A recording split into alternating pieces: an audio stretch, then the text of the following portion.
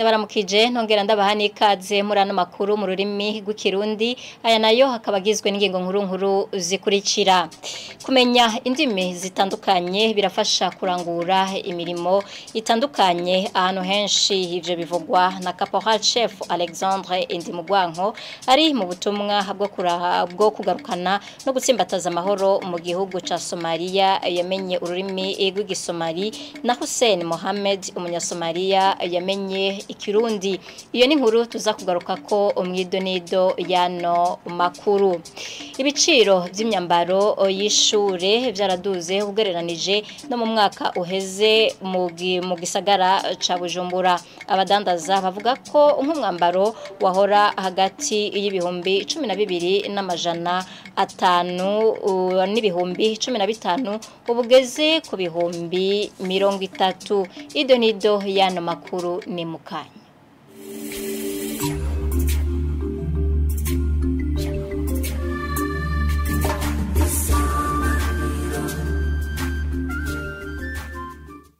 Nongeye kubaha ikaze murano makuru. Ibiciro vy'inyambaro y'ishure vyaraduze ugereranije no mu mwaka uheze mu gisagara ca Bujumbura. Abadandaza bavuga ko nk'umwambaro wahora hagati y'ibihumbi 12 n'amajana 5 n'ibihumbi 15 ubugeze ku bihumbi 30.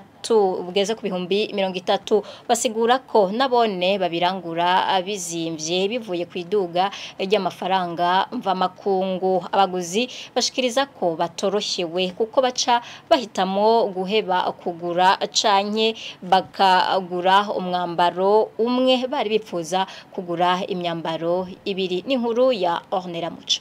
Ushitse ku bibanza bitandukanye bidandarizwamwo umwambaro w'ishure arizo uniforme nko hagati mu gisagara ca Bujumbura hafi yaho zisoko nkuru ya Bujumbura, usanga abavyeyi bariko bidoga ko ibiciro vyaduze. Bamwe bahitamwo guheba abana bagasubira gukoresha izo bambaye mu mwaka uheze. Winanase nawe akagura umwambaro umwe muri abo bavyeyi amenyesha ko nko mu mwaka uheze umwambaro aguze ibihumbi 30 yari yawuguze ibihumbi 12 n'amajana 5. Uniforme twahora tugura ibihumbi 12 n'amajana 5. Ubu dusanze zigugwa ibihumbi 30. Vyarazimvye cyane gose. Hariho ibica bifa nyene urumva bari kumugurira imyambaro ibiri. Umva cyumugurira umwambaro umwe urumva azoca yambara umwambaro umwe nyene kumesa n'ikibazo. Abadandaza bavuga ko bacira igiciro bivanye nuko babiranguye. Umwe avuga ko bagereranije n'ibiciro byo mwaka uheze ibiciro vyigwejije na kabiri. Imwe mu mvo nyamukuru wakaba ari iduga y'amafaranga mva makungu. Vyaraduze bivanye nuko aho natwe turangurira ibitambara abo tubirangura ko batubwira yuko nabone vyabagoye kugira babishikane, basanze ibiciro vyaragiye hejuru. Nk'ubu nk'akarorero mu mwaka uheze igitambara cha uniforme twara tukirangura amahera ibihumbi 8 n'amajana 5 metero imwe, ariko ubu hariho izigeze ku 15 izindi nazo zikaba ziri ku 17 metero imwe. Nukuvuga vyaduze hafi incuro kabiri yayo vyari ko mu mwaka weze. Mu bisanzwe no saba leta n'umuvyeyi wa twese ko yogerageza ikaziraraba nk'ivyo bitambara kubera ko bidakorerwa ngaha mu gihugu, kuba birangura babikura hanze kaborohereza kugira natwe abadandaza bo hasi dushobore gutanga ibiciro bimeze neza ku isoko. N'ibindi bikoresho byo kw'ishure nk'amakaye n'amasakoshe navyo n'ivyasigaye inyuma mu iduga ry'ibiciro. Nk'ikaye y'impapuro 100 hiyongeye ko hagati y'amafaranga 800 n'igihumbi. Aho ni mu gihe umwaka w'ishure wa 2024 ushira wa 2025 uzotangura kwigerekerezo ga 16 kuno kwezi kw'icenda. Kumenya indimi zitandukanye birafasha kurangura imirimo itandukanye ahantu henshi. Ivyo bivugwa na Caporal Chef Alexandre Indimugwanko ari mu butumwa bwo kugarukana no gutsimbataza amahoro mu gihugu ca Somalia yamenye ururimi rw'igisomali na Hussein Mohamed umunya Somalia yamenye ikirundi agahuza mu ndimi abasirikare b'u Burundi n'abanyagihugu ba Somalia. Bavuga ko kumenya izo ndimi vyatumye baronka ubuzi. Bose babona ko ata muntu yo kwirengagiza ururimi kuko rushobora kumushikana kure. Omer Ndwa magaega ndimo Rwango Alexandre aniga waxaan kiimite Muscat raahast Bubanzo waxaye an kivyukana jdigena. Yitwa Caporal Chef Alexandre Ndimugwanko, umusirikare w'u Burundi ari mu butumwa bwo kugarukana amahoro mu gihugu ca Somalia. Yavukiye ku mutumba Gatare, zone Kivyuka, komine Musigati, intara ya Bubanza. Ku myaka 44 ngo yitaho kumenya indimi zitandukanye zahatumwe gukorera kugira bimworohereza akazi. Kumenya ururimi rw'igisomali ngo ntivyamusavye amashuri maremare ahubwo ishaka. Sinigeze nja mu ishuri ariko naracitaye kubera mu gihe twaba turi kumwe n'aba Somalia, turi kumwe nko mu musigiti, twaguma tuyaga, hanyuma ndafata umwanya nsanga nakimenya. Byantwaye umwanya mutoya gusa amezi 3 canke 4 igisomali nari ntangiye kugerageza kukivuga. Asigura ko ururimi rw'igisomali rumufasha guhuza abasirikare b'u Burundi n'abanyagihugu ba Somalia ngo yo hari ubutumwa bashaka guhana. Ururimi rw'igisomali ubu liko ruramfasha kubera ruratuma fatikanya n'abarundi bacu mu byo turiko turakora mu bikorwa vya misi yose byo kugarukana umutekano ngaha mu gihugu ca Somalia, nkoresheje mu rurimi rw'igisomali ndiko ndenterpreta. Iciyumvira ahuriza ko na Hussein Mohamed Abdallah, umunyasomalia yamenye Kirundi nawe nyine akora nk'ako kazi kiwe. Rero ndi kumwe n'abarundi myaka myinshi, ndafise akazi ndahemba kuri mission, none hari ibindi none ndafasha kumiza bose, none ku familia daronga uri yose ndashaka.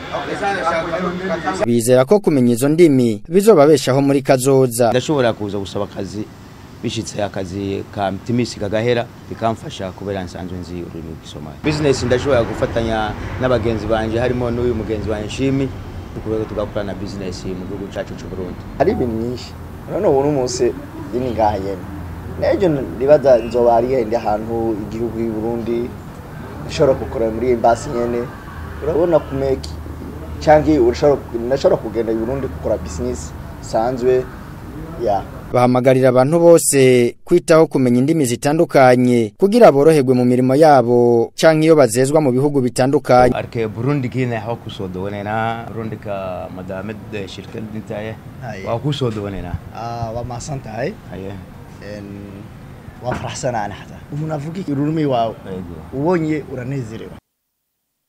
Ubukene bw'ibikoresho n'abarimu badakwiye zimwe mu ntambamyi zihanze igisata cyo kwinonora imitsi IEPS muri kaminuza y'u Burundi. Kuri uyu wa gatanu niho hasozegwa ibikorwa byo guhimbaza imyaka 50 ico gisata akibayeho.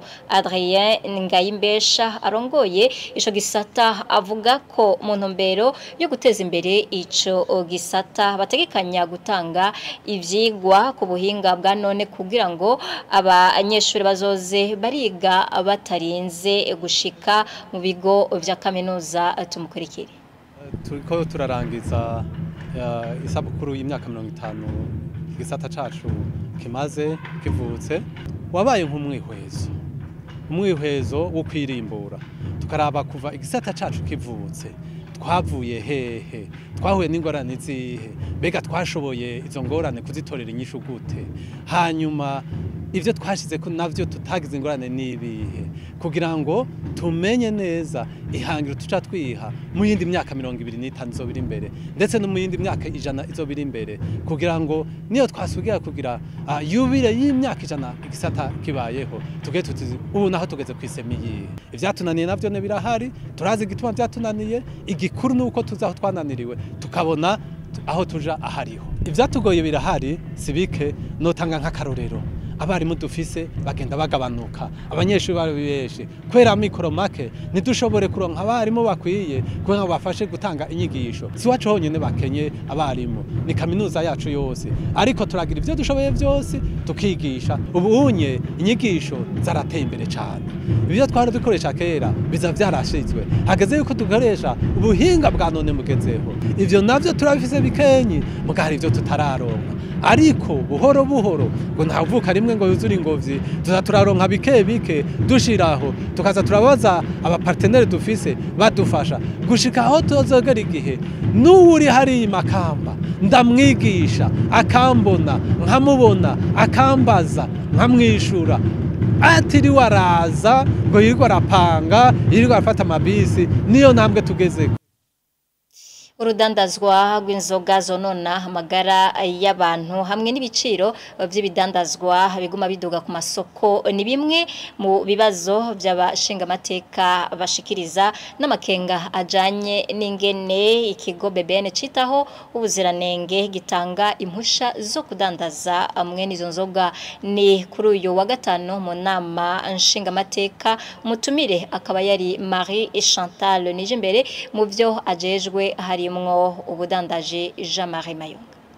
Ndavuga zimwe zankoze ku mutima: ambiance whisky, ambiance wine, buryohe wine, coke sherry, dodo wine. Ivyo biyoga biva mu bene gihugu babishira hehe? Namakenga y'abashingamateka kubijanye n'inzoga zakuwe ku isoko ngo ko zifise ubukare budasanzwe. Bamwe muri abashingamateka bakaba batumva ukuntu ikigo BBN gitanga impusha mu nyuma kikazifuta yamaze kudandazwa. Zigaruka zikaba prohibe gute? Numva harimo contradiction. Uravye zino nzoga ingene ziyitwa, ugaca wibuka ayo majambo icavuga, ucubona vy'ukuri BBN, ucubona nabo nyene ko bari bakwiye kwimbika mu kugira ivyo bemeza. Ikigo BBN n'ici wanyu kiratanga uruhusha abantu bagakora inzoga zikaja ku isoko, hanyuma nyahigo BBN igaca higaruka kigaca kivuga ngo izo nzoga mwakoze sizo, kandi ico caye catanze certificat. None ko izo ngingo zisohoka ivyo biyoga biva mu bene gihugu babishira hehe? Mbega le ministère du commerce iyo umwende gihugu ariko arahomba hari ico vyungura leta canke hari ico vyungura ubushikiranganje? Kuri amakenga yose umushikiranganje Marie Chantal yishuye ko ikigo BBN gitanga impusha ariko bavuganye na bene inganda mu gihe baje gusaba impusha zo gushira ku isoko bidanazo vyabo. Nuko abahingura bavuye muri BBN na yama echantion yabo baraheza bagasubira mu nganda bagahingura.